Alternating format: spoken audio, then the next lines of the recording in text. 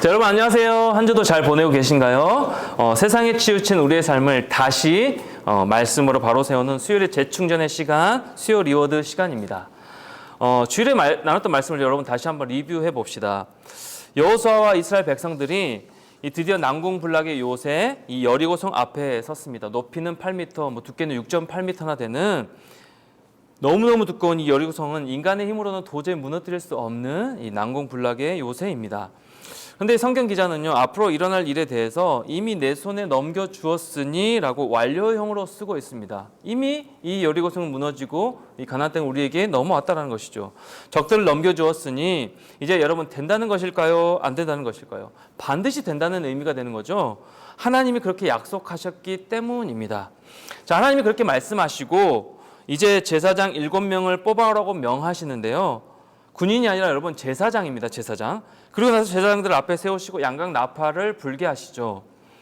구약 성경에서 여러분 나팔을 불 때는 두 가지 단어를 쓴다라고 했죠. 그런데 본문에서는 소파르라는 단어를 사용했습니다. 여러분 이 단어를 쓸 때는 전쟁을 하자는 의미가 아니라고 했죠. 이것은 이미 이 땅에 평화가 왔음을 선언하는, 선포하는 것이 된다라고 했습니다. 여기서 말하는 여러분 평화란 우리가 흔히 생각하는 물질이 넉넉하고 모든 것이 갖춰져 있고 정신적으로 아무 걱정이 없는 편안한 상태를 말하는 것이 아니라고 했죠. 우리의 영혼이 모든 죄의 사슬로부터 자유케 되는 그 평안이고 흑암의 권세에 눌려 신음하고 있던 이 백성들에게 자유를 선포하는 평안, 즉 온전한 평안, 예수 그리스도를 말미암는 평안을 의미한다라고 했습니다. 그렇다면 사랑하는 여러분 평안하신가요? 여러분 안에 예수님의 평화를 누리고 계실까요? 우리는 모두 이미 예수 그리스도 오심으로 평화를 누리고 진정한 평안을 얻은 자들인데요. 하지만 많은 청년들이, 많은 이 땅의 그리스도인들이 이 평안을 잃고 혼란 가운데 살아가고 있음을 볼 수가 있습니다. 예수님이 이 땅에 오신 이 성탄절이 다가오고 있는 이 지금 시점에 오늘 본문의 말씀, 이 여호수아 6장을 통하여서 우리 삶에 적용해야 될 분명한 메시지가 두 가지가 있는데 그것이 무엇이냐면 첫 번째로 내 마음에 다시금 평화를 선포하는 것이고요. 더 나아가서 이 어두운 세상에 그리스도로 말미암는 이 평화를 세상 가운데 믿지 않는 자들에게 선포하는 이 사명을 감당하는 것입니다. 이 두 가지가 오늘 본 말씀 통해서 적용해야 될 분명한 메시지입니다. 여러분 예수 그리스도가 성육신 하신 것이 우리에게 주는 메시지는요 딱 한 가지예요. 그것이 무엇이냐면 우리 마음의 평화 회복입니다. 평안을 회복하는 것입니다. 너무 혼란스럽고 복잡하고 또 세상의 기준으로 죄로 물든 우리의 마음, 결국 그 중심에는 죄가 있죠. 죄로 물든 우리의 마음. 그래서 평안이라고는 찾아볼 수 없는 소용돌이 치는 우리의 삶 가운데 예수 그리스도로 주어지는 이 진정한 평안, 이 평화를 회복하는 것이에요. 우리는 이미 예수 그리스도의 나심과 죽으심과 이 부활을 통하여서 이 평화가 임한 자이기에 먼저는 우리 자신에게, 나 자신에게 내 마음의 평화를 선포하는 겁니다. 이 평화를 회복하는 겁니다. 진짜 평안을 회복하는 겁니다. 진짜 평안을 누리며 살아가는 거예요. 그리고 이 평화를요 나만 누리는 것이 아니라 이웃과 이 어두운 세상에 소파를 선포하는 겁니다. 외치는 겁니다. 기독교가 더욱 이 세상 가운데 지탄을 받고 짓밟히고 있는 가운데 많이 위축되죠. 예수님 믿는 것이, 교회 다니는 것이 요즘처럼 이렇게 부끄러운 일이 없는 시대가 되어버렸죠.